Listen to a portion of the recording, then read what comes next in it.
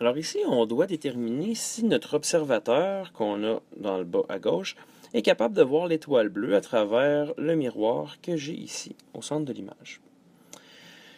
Ici, ça pourrait être difficile, ce problème-là, d'essayer de trouver un rayon qui va rebondir dans notre œil. On peut le faire par essai-erreur. Peut-être que ça pourrait fonctionner, sauf que c'est beaucoup plus facile si on détermine tout ce que l'observateur est capable de voir. Pour déterminer tout ce que l'observateur est capable de voir, ce qu'on va faire, c'est qu'on va tracer des rayons lumineux qui vont partir de notre observateur, qui vont s'en aller vers le miroir. Bon, on sait qu'en réalité, c'est plutôt le contraire, c'est plutôt les rayons qui arrivent dans l'œil. Sauf qu'ici, pour les besoins de la cause, on sait que de toute façon, vu que les rayons lumineux voyagent en ligne droite, on peut les inverser. Les rayons sont réversibles.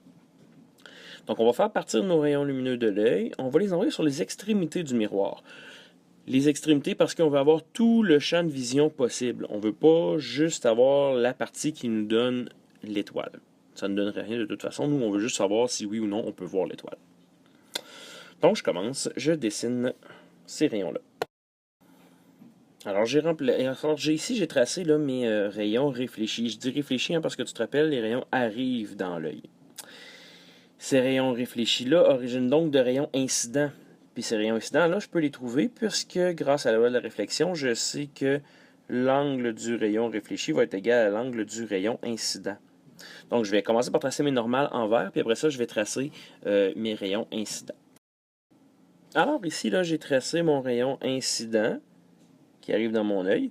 Comment j'ai fait pour le déterminer? Ben, si on se rappelle, hein, avec la loi de la réflexion, ce qu'on dit, c'est que l'angle du rayon réfléchi ici est égal à l'angle du rayon incident.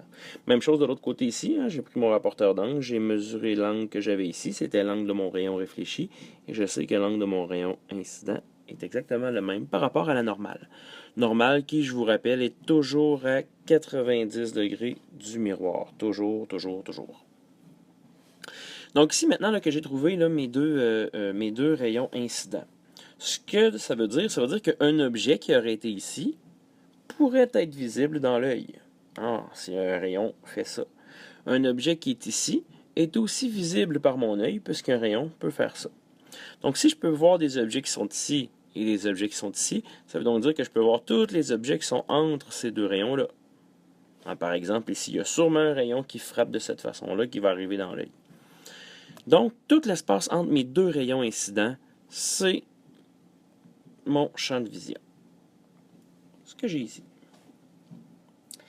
Il existe une autre méthode aussi, que je vais vous montrer là, dans quelques secondes. Là. Il existe une autre méthode pour avoir aussi le champ de vision où on n'utilisera pas les normales.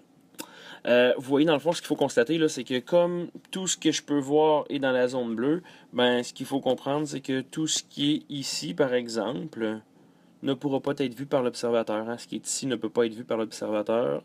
Ce qui est ici ne peut pas être vu par l'observateur. Ce qui est ici, ben, va être vu à la fois directement par l'observateur, mais en plus, ça va être vu dans le miroir, parce que cette affaire-là ici, ça apparaîtrait ici. Donc, clairement, il y a des rayons qui pourraient faire ça jusque dans mon œil. Donc, je vous montre immédiatement la deuxième méthode. Alors, dans la deuxième méthode, on va utiliser le miroir comme si c'était une fenêtre. Donc, en fait, ce qu'on va faire, c'est qu'on va prendre l'observateur, puis on va dessiner l'image de l'observateur. Si on se rappelle bien, l'image d'un objet dans un miroir plan, c'est simple. Là. Il s'agit tout simplement de mesurer la distance entre notre objet et le miroir. Puis on sait que notre image va être à la même distance de l'autre côté du miroir. Comme ici, mon observateur n'est pas directement devant le miroir, je vais devoir prolonger celui-ci. Alors, je fais ça à l'instant. Bon, alors là, j'ai tracé mon personnage un petit peu plus gros, là, mais ça va fonctionner pareil. Donc, si vous vous rappelez, là, dans le fond, j'ai mesuré ma distance ici jusqu'au miroir, en fait, la prolongation du miroir que j'avais tantôt. Et puis ici, je me suis assuré d'avoir exactement la même distance de l'autre côté. Donc, tout ça, on se rappelle, là, les droites sont perpendiculaires au miroir, au plan du miroir. Donc, une fois que j'ai mon observateur, je considère que mon miroir, c'est un peu comme une fenêtre. Donc, je vais essayer d'aller trouver tout ce que peut observer l'image de mon observateur. Donc, vous vous rappelez que les rayons lumineux, en réalité, arrivent dans l'œil, mais c'est plus facile de partir dans le sens contraire, de faire comme si les rayons partaient de l'œil, puis traversaient le miroir. Donc, ici, dans le fond, mon observateur, son champ de vision, ben, c'est tout ce qu'il peut voir à travers le miroir. Donc, finalement, les rayons peuvent partir d'ici et s'en aller jusque-là, et puis ils peuvent partir d'ici et s'en aller jusque-là. Bien sûr, ils peuvent aussi aller dans le centre entre les deux. Donc, ce que je vais faire, c'est que je vais tracer des lignes directement de l'œil jusqu'à l'extrémité du miroir. Alors, ici, on voit ce que j'ai fait. J'ai tracé ma ligne là, qui partait de l'œil, aller jusqu'à l'extrémité du miroir. Ici, j'ai fait ma ligne en pointillé parce qu'on sait que dans le fond, ça, c'est pas vraiment des rayons lumineux. Là. Il n'y a pas de lumière qui se rend jusqu'ici. Il y a par contre un vrai rayon lumineux qui peut partir d'ici et s'en aller de cette façon-là. Vous voyez dans le fond que ça, c'est nos rayons incidents qu'on avait tantôt. Rayon incident qui donnait le rayon réfléchi qui allait arriver ici. Rayon incident qui donnait le rayon réfléchi qui arrivait ici. Cependant, ici, dans le fond, je n'ai pas dessiné mes rayons réfléchis. J'en ai pas de besoin.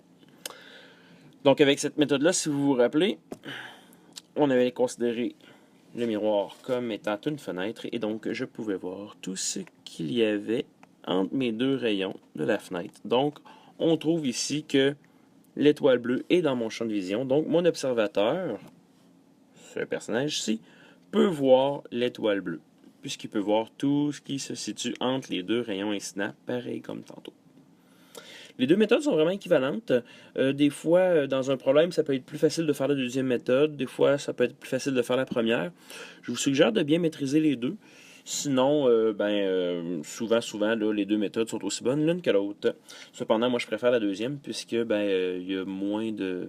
En fait, il n'y a pas d'utilisation du rapporteur d'angle. Puis je trouve que c'est plus facile d'utiliser une règle que rapporteur d'angle.